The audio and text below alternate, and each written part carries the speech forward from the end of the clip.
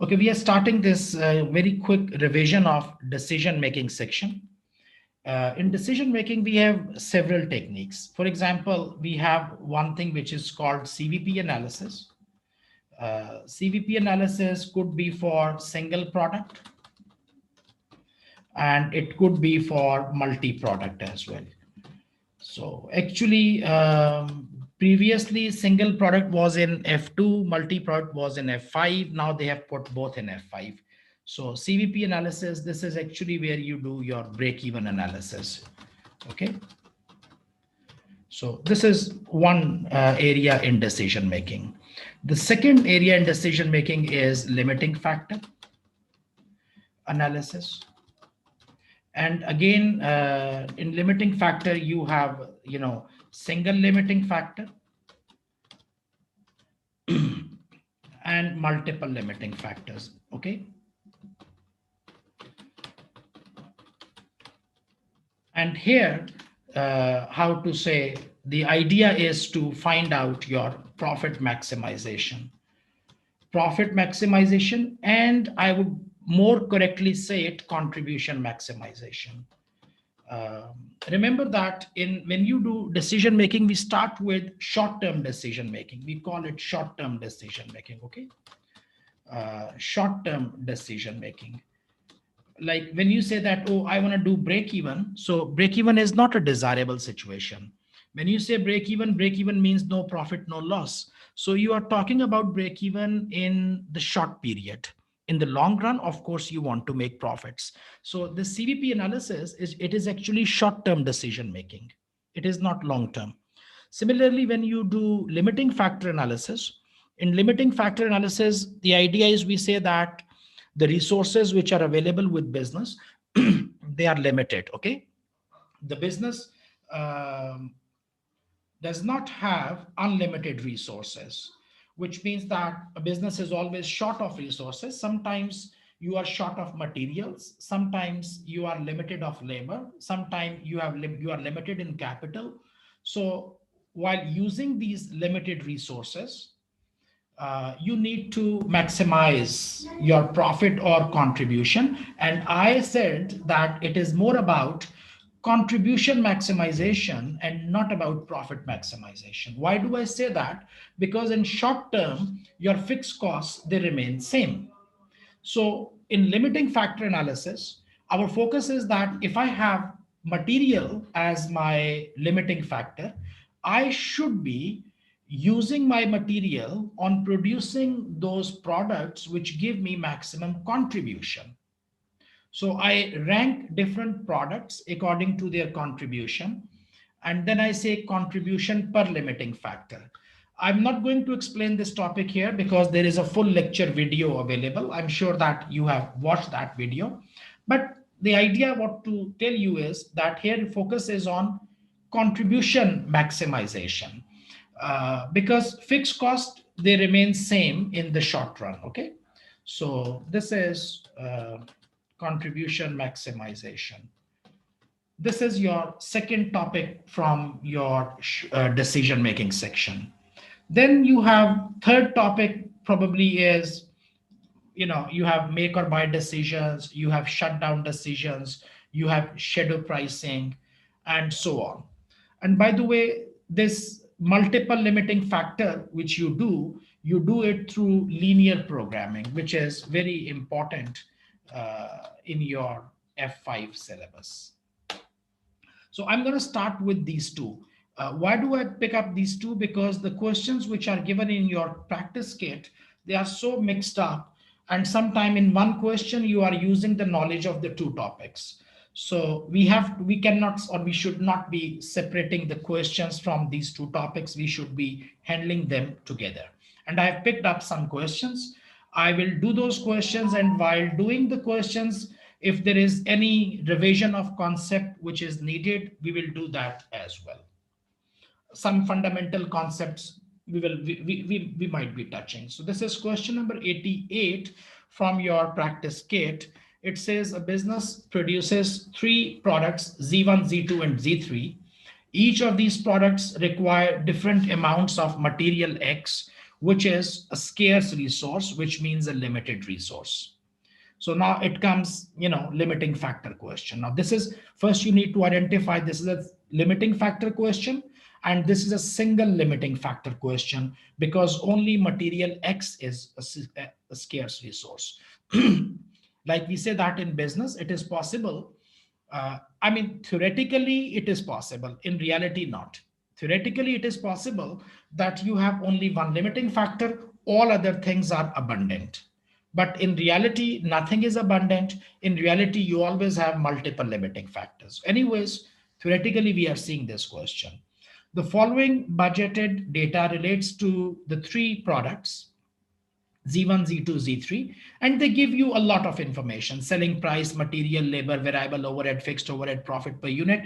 Always read these things, what information is given. Don't get absorbed into the numbers. Numbers do not matter. Only see what information is given. And then they ask you, match the products to the order in which they should be manufactured to ensure profit is maximized. Okay, we have to maximize the profit, so we cannot make everything because material is a limited resource, and you have to make your choice. What should I produce first? Of course, you should be producing first, which is giving you maximum profit, for example. So they tell you profit per unit is 40, 35, and 30. But what do you do? You should be always making here your decision based on contribution. We say contribution per unit. These are two different things. Let me write down so that you do not forget. Contribution per unit. This is one idea. And contribution per limiting resource. This is a second idea. These are two different things. Contribution per limiting resource, per limiting resource factor. In our case, limiting resources material X, which is given in terms of kilograms. So I should be talking about contribution per kilogram. So I would say here, in this case, for example, contribution per kg. These are two different things. Always remember. Because it is possible. Let's suppose I give very short example to you. I gave that in one of the lecture videos as well. I make tables and I make chairs. Okay. When I make table, I get a contribution of $20. Okay. And when I make a chair, I make a contribution of $15. So apparently it looks like that tables, they give me more contribution. But then when you find out that the time taken on making one table is 2 hours, and the time taken on making one chair is just 1 hour. So it means that contribution per hour, because my limiting resource is hours, I work 8 hours per day. So it means that every 1 hour I make, if I make tables, every 1 hour I earn $10 because I earn $20, but $20 also require 2 hours of effort. In case of chairs, although I am getting less, $15, but I can get $15 in every 1 hour. So it means that for me, making chairs is more beneficial because in any given one day, in an 8-hour day, how many tables I can make? I can only make 4 tables.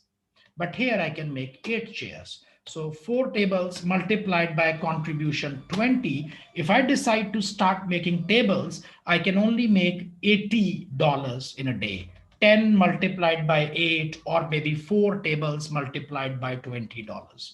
But if I decide to make chairs, I can make $120 per day. In 8 hours, 8 chairs, every chair $15. So you should be very much clear that whenever you have to make a decision and there is a limiting factor a limiting factor comes in. If there is no limiting factor, I would be making tables. But I know that time is a limiting factor. I should be finding out contribution per limiting resource, contribution per limiting factor or scarce resource, and according to that, I make my ranking. So this is the idea you should be taking care of. Now, when you have here Z1, and then you have Z2, and you have Z3. So write down always what is the contribution and what is the time or limiting resource, how much limiting resource you are using, in this case number of kilograms, and then you find out contribution per limiting resource, and then you will do your ranking. Okay, this is, now I am again, because I'm explaining, so I'm writing it down. In exam you don't even write down, you do very quick, you know you have to save time to do it fast. Anyways, how much is the contribution from Z1? Who can tell me? Zaki, can you tell me how much is the contribution from Z1? How do you get contribution? Contribution is sales price minus variable cost. So 200 minus material cost 35 minus labor is 50, variable overheads are 45, and then fixed overhead I don't need. So my contribution is 70 here. Here my contribution is selling price 150 minus material 20 minus labor 25 minus variable overhead 45. And here it should be 100 minus 10 material, 10 labor, and 30 are the variable. So if you see that contribution is more in case of Z1. Z1 is giving me more contribution. But let's see how much material it is using. I'm not going to write down here. How much material are we using in Z1? Who can tell me?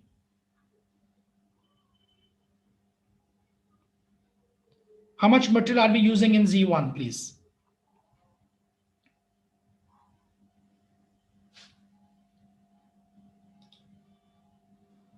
Atik?